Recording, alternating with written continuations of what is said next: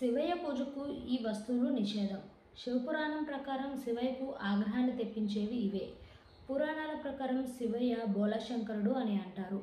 ఆయనకు ఎంత కోపం వస్తుందో అంత త్వరగా అతడు పంపిస్తాడు. కాబట్టి ఈయనను బోళాశంకరుడు అంటారు. శివయ్య జలంతో అభిషేకించినా చాలు చాలా సంతోషిస్తాడు. కాబట్టి అభిషేక ప్రియుడు అని కూడా అంటారు. తులుకోరిన కోరికలను తీరుస్తాడు. శివయ్యకు ఏమి ఇష్టమో ఏమి ఇష్టం కాదో కొందరికి తెలియవు. లింగానికి తెలియకుండానే కొన్ని సమర్పిస్తుంటాము. కొన్ని వస్తువులను శివయ్య పూజలో పొరపాటును కూడా చేర్చకూడదని మీకు తెలుసా? శివుడు నిజంగానే బోళాశంకరుడు. శివుడి ఆజ్ఞ లేనిదే చీమైనా పుట్టదు. శివుని అనుగ్రహం మనం ఏమీ చేయలేము.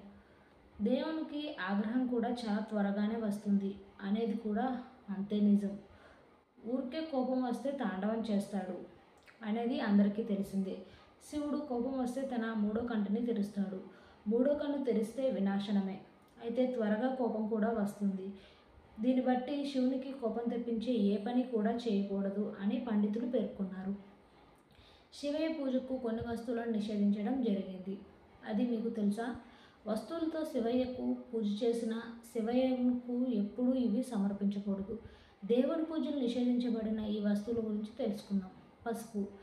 హిందూ మతంలో పసుపు శుభప్రదంగా భావిస్తారు. శివయ్య పురుషత్వానికి చిహ్నం కనుక శివారాధనలో పసుపు ఉపయోగించరు. పసుపు పూజలు సమర్పించరు. ఏ కారణంగా కూడా మహాదేవునికి పసుపు సమర్పించవద్దు. కుంకుమ.